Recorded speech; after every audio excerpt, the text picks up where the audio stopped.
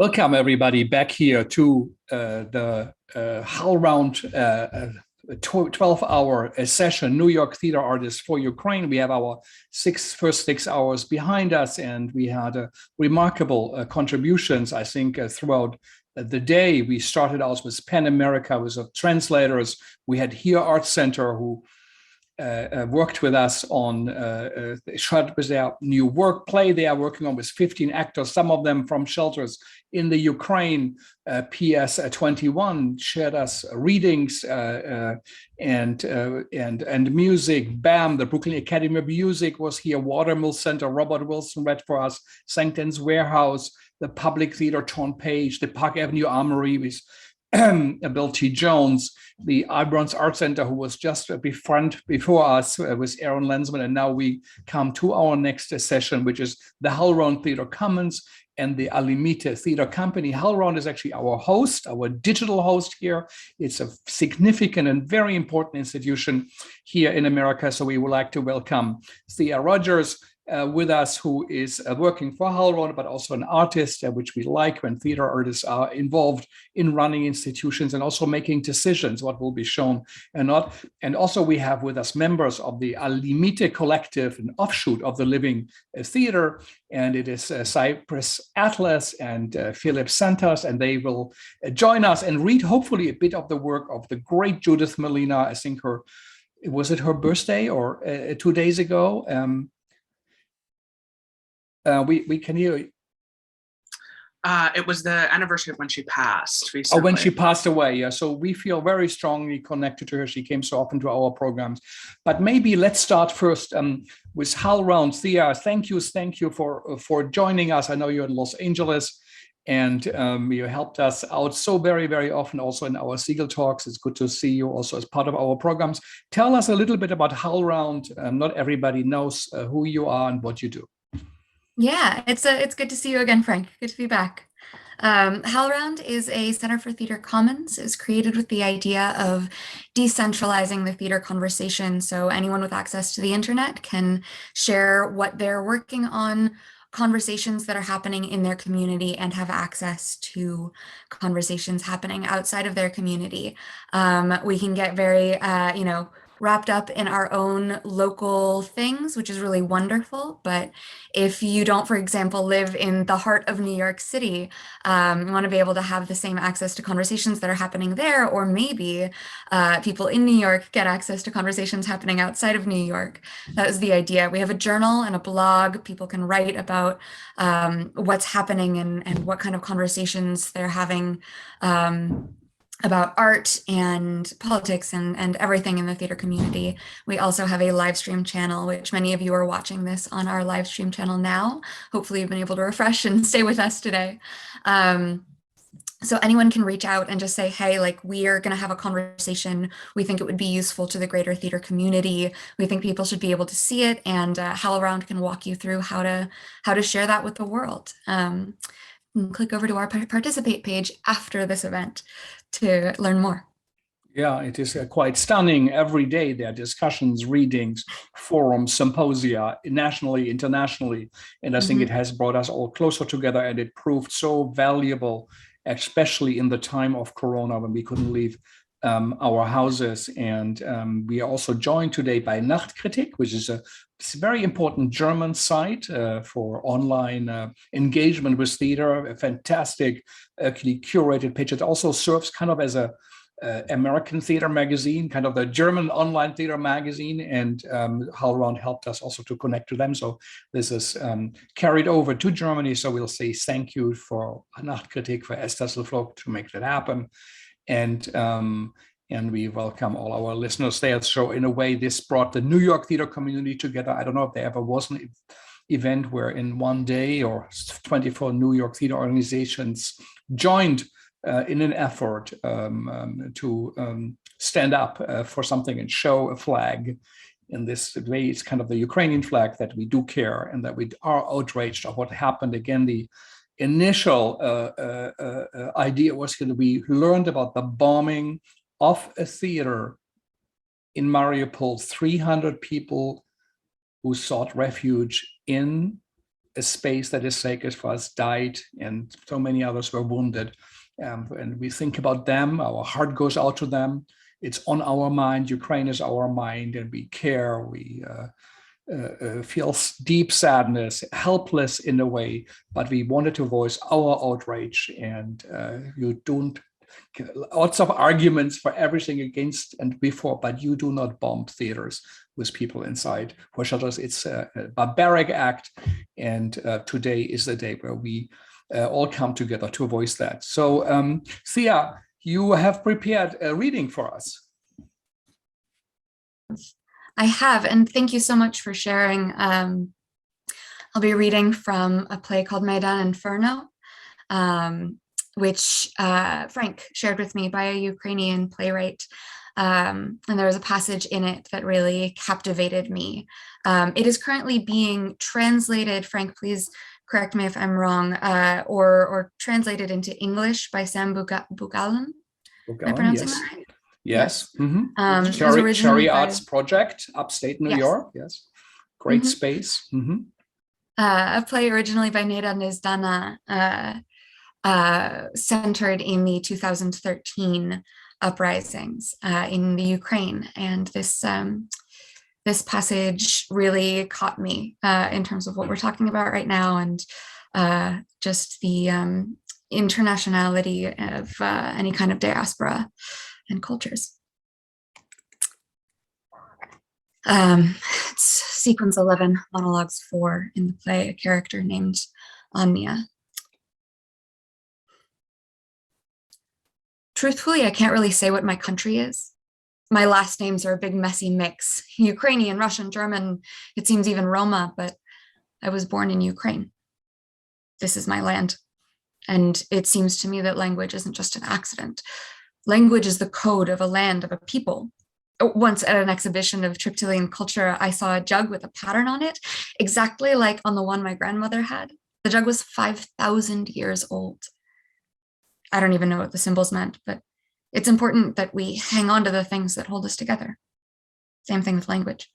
Yeah, it's like being able to hear what your ancestors are saying to you. It's like a radio station from God. In Ukraine, the broadcast is in Ukrainian. The Russian station is further away. It's not our station. The signal isn't clear. It's full of static and noise. There's a fashionable word now, bilinguals, but almost all of us are that. On the one hand, it's great. Like, consciousness is a dialogue capable of understanding otherness, but there's another side to it. When two languages go to war for how you think, for your soul, for your heart, your children, you have to choose which language to speak to your child. What about God? Did he make a choice too? Which language to speak to us? Do we choose on our own? Inside this war, there's an unfinished battle that's lasted for centuries. I cried when I learned the history. How many people had been arrested, tortured, killed in order to keep this land Ukrainian. 400 years, our language has been banned 134 times. If you choose to speak Russian, does it mean those sacrifices were for nothing and the conquerors won? Fantastic, thank you. What a beautiful text. That's quite something. Banned 134 times. Yeah. I had to go look that up to find the history, but that's incredible. Yeah, we also had today with us Natalia Kuliada from the Free Theater of Belarus, and the Freedom Theater of Belarus also says, if they perform in Belarusian language, they are risking going into jail, because of performing in their own language in their own country, and their very own president is the one who puts such laws into place. It's an outrage. It's shocking, but what they do also is an incredible fight, and it also does show what theater can do. She said today, more theater artists are in jail than even journalists or political activists. It just shows that theater seems to be something that drives such authoritarian leaders mad. So it means it does have an effect of it. Now let's switch over to Límite, and I would like to welcome again Cypress and Phillip. Phillip, tell us a little bit about your company. Sure, I can start. Cypress, you can jump in. We've been working together for forever, and and perhaps we'll continue to. We're all over the world at this point. We, during the past couple of years, have been doing a project that has had multiple iterations, has engaged artists truly everywhere, and bringing people together to interpret each other's interpretations of each other's interpretations of a set of guiding questions. We did a live performance inspired by that text over the summer, as well as doing workshops. We also do I'm not sure what else, but a whole lot. And yeah, we are guided by Judith, Malina, I would say, still in a very large way, and also by a lot of other practices that are emerging, that don't exist yet, that exist only in our dreams. And that's part of what is exciting about it too. Mm-hmm. Cypress? Yeah, many of us met as part of the Living Theater in the last years of Judith's life. We just have not been able to stop working together. We just keep doing it, like no matter if there's a pandemic or what. We worked through the pandemic on digital performances as well, which then became an in-person performance recently. So we're very happy to be here today. Thanks for having us. Yeah, thank you so much. So let's hear what you have prepared for us, and then we can talk perhaps a little bit more. Sure. Should I start, Phillip? If you're comfortable doing so. Sure. Great. So thank you, everyone. I'm going to read the letter on revolution that Judith Malina wrote to Carl Einhorn, dated Saturday, March 28th, 1970. My dear Carl, just returning this minute from London, and really the first minute I've had to write to you. I want to get all the chores out of the way and start the real work. I have not yet read the mimeograph tract you said was important, though I've looked at it. I will study it carefully, but till then I know that while this is the direction our people are taking, we cannot rest, we cannot stop. We cannot speak of anything but changing the situation. We must bring hope and concrete plans and useful proposals for feeding the people that do not entail the enslavement of the people by small cliques with guns and bombs. Please draw up now your most practical proposals and order them into a readable form. We must get together our most constructive ideas. And if we have none, then we must begin with the reality that we have none. It's not enough to set up communications between revolutionaries who have no revolutionary proposals except the road to the same old authoritarian world. We have to bring sensible alternatives to people. Of course, we will work with what there is, and we will also create what there isn't yet, and what has never been. The old formulas are dead and stale. And what is relevant? But it's only relevant if it leads to something more human for the people and the proletariat than to dream of becoming dictators, as in the dictatorship of the proletariat. I talk to everyone and ask what they think can be done, and everyone comes up against the same wall and draws a blank. A useful plan to which people can turn with hope, which will bring energy. I am convinced that this is the only valid work. We must raise a standard that can show the way. It must be economically sound, humanly practical, taking into account human failings and human behavior. It cannot be a utopian dream, but must be explicable step by step. You said that in the old American and French revolutions, no one had a platform, but look what happened. The American Revolution led to America, and the French to Napoleon's coronation as emperor. And the Russian, which planned for the interim socialist step that you have such faith in, led to Stalin. Let us speak of Cuba and China, but let us speak of what will happen after Castro and Mao. Is there a system that can survive the death of the great philosopher king? That ideal Platonic ruler which these two men and their wisdom and talent represent? We can make excuses for history or say things have changed, but we can't dismiss all its lessons. As Patrick Henry would say, Jesus had his Paul, and Lenin had his Stalin, and Mao and Castro can profit by their example. Make the best of it. We need a new form. There are better people than me to find it, but they are not doing the job, and it must be done. Hillel. And if not I, who? And if not now, when? And if I am not for myself, who shall be for me? I will follow anyone who makes the destination clear, but if no one does it, I will ask them to listen to me and I will make it clear, or else I will expose the weaknesses of every ideology now going. We'll destroy the illusions and leave only what is real, human, meaningful, practical, and beautiful. And to those who say it can't be done, I'll say bullshit and prove otherwise. What side are you on?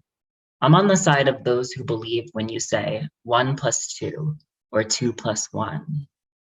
1, stop all the killing. 2, feed all the people. The Maoists have the second part right, but are very fucked up in part 1. The pacifists are right on the first part, but don't know how to accomplish either part effectively. And if you switch clauses or the order of the clauses as you want to, my dear Carl, you don't really solve, you put off. And maybe that's the best you think you can do. But I'm on the side that can do better. Let's find a way to make it work. A comradely embrace and sisterly love, all power to the people. To arm is to harm. There are stronger forces than guns to make a new world. Find them. Love, Judith. And the forsythia is brilliant yellow behind the house. A cherry tree blossoms across the road. But Brecht said, we live in an age when to speak of trees is almost a crime. Love. Thank you. Thank you. Wonderful. Thank you. Thank you. Thank you. So powerful and true. Phillip. Yeah, and thank you, Cypress. It really is beautiful to hear those words. For context for the folks at home, the Living Theater's Passover was historically for years, I'd say, sort of a hot event. And I think internally was also an important one. And so at this time of year, close to when Judith passed and also around Passover, it's really moving to hear that. I'm gonna read from Julian Beck's diaries. He was Judith's partner in art and life and co-creator of the Living Theater. And this is a series of questions that are written in Julian's diaries. I love questions, and I think that they are a good foundation for an artistic practice. And so I'm going to read these out, and if there's anything that you think I'm going to keep thinking about that, then I think that's good. This was written in 1963. I end with questions because I have no answers. Of 3 broadcasts on the life of the theater delivered over station WBAI, New York City, this was the 3rd. What is the difference between questions and answers? Is Hamlet questioning his glory or his tragedy? Why do you go to the theater? Is it important to go to the theater? Is it important to read? Do people who go to the theater differ from people who don't go to the theater? What happens to you if you go to the theater? When you leave the theater, have you changed? That is, of course, you are changed by each moment of experience. So 3 hours later, you are naturally different. But I mean, have you changed actively? Do you want to change actively? Are you content? Is it good to change? Is anything sufficient unchanged? What am I talking about? Do you go to the theater for answers? Do you have any questions? How long is a lifetime? Does it matter what happens? Does it matter how long we live? Does it matter how we live? Why do I ask these simple questions that everyone must be asking all the time? Is it because I think you don't ask these questions? What is happening to us? What happens in the theater? Do you go to the theater to find out about life? Is it easier to observe life in the theater or in the street? Have you experienced joy in the theater? Have you experienced joy in the street? What do you enjoy? Do you go to the theater for intellectual exercises? Do you go to the theater to find out if it has figured out what is going on? Do you go to the theater because it might be telling the truth? Is anything that is the truth? Are newspapers the truth? Do playwrights record the truth more than editors? Do newspapers lie? Do playwrights lie? Do actors lie? Do playwrights or editors or actors lie deliberately? Do you go to the theater to see how well an actor can disguise himself as somebody else? Do you think that actors should try to personify excellent being? What is excellent being? Can an actor show you excellent being? Can an actor show excellent being only when playing Faust? What is insight? Do you use your insight? Is it easy to ask questions? What did Aristotle say about catharsis? Do you go to the theater for a purge? Do you ever remember being purged in the theater? Do you go to the theater with expectancy and hope? Is the theater a way of learning things you do not know? What is learning for? Are you certain of any answers? Are all things equal? Does anything have value? What is the difference between an elephant and a handkerchief? Should you put people in jail? Do you lie? Does it matter if you lie? How many times a day do you lie? Do you find that you have to lie to get along in this world? Are you content? I ask again. Are you content with anything? Do you know how to love? Do you love? Are you loved? Do you know how to hate? And do you? Why do I prefer a disturbing theater to a pleasing theater, though I like to please? Who are we? Where have we come from? Where are we going? Gauguin. Who are the kings with diamonds in their eyes, moping and mowing among our private shows? Barker. Must we love one another or die? Auden. What is the question? Shakespeare. Stein. Do you know that I have reached into my entrails and strewn them about the stage in the form of a question? Do you know that I do not know what else to do? Do you know that I need you? That I am dying and will die without you? What is useful? What is a good question? What is a way to find answers? What will knock down the prison walls? What is the way? What is the relationship between the actor and the spectator? What is speech? What is the important inquiry? Do we have time to ask all the questions? Which ones do you want to ask? Will you ask them now? What do we need? How can we get it? How can we touch one another? How can we make it happen? How can we make a theater which makes love now? How can we make a theater which is worthy of the life of its spectators? How can we make a theater when we do not know any answers, but only have vague hints about how to ask questions? I end with questions because I have no answers, but what I want is answers. And in 1968, how do we feed all the people? How do we stop all the wars? How do we open the doors of all the jails? How do we disintegrate the violence? How do we obliterate racism? How do we get rid of money? How do we undo early death? How do we end militarism? How do we put an end to authoritarian systems? How do we end the class system thing? How do we find the answers to these questions? How do we do it now? Thank you.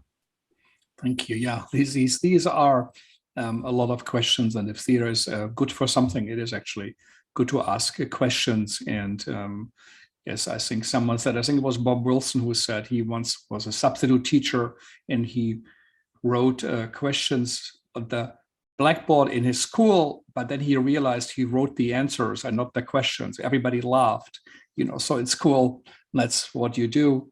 And that's also hopefully what we do here. Thank you all for participating. This is so kind and generous of you, Cypress, for jumping on, Phillip and Thea from HowlRound. And really, really thanks to HowlRound for supporting this very long 12-hour event, as you have suggested. Always supported us for our Segal Talks and the 24-hour HowlRound event for India. So this is so meaningful and important to us.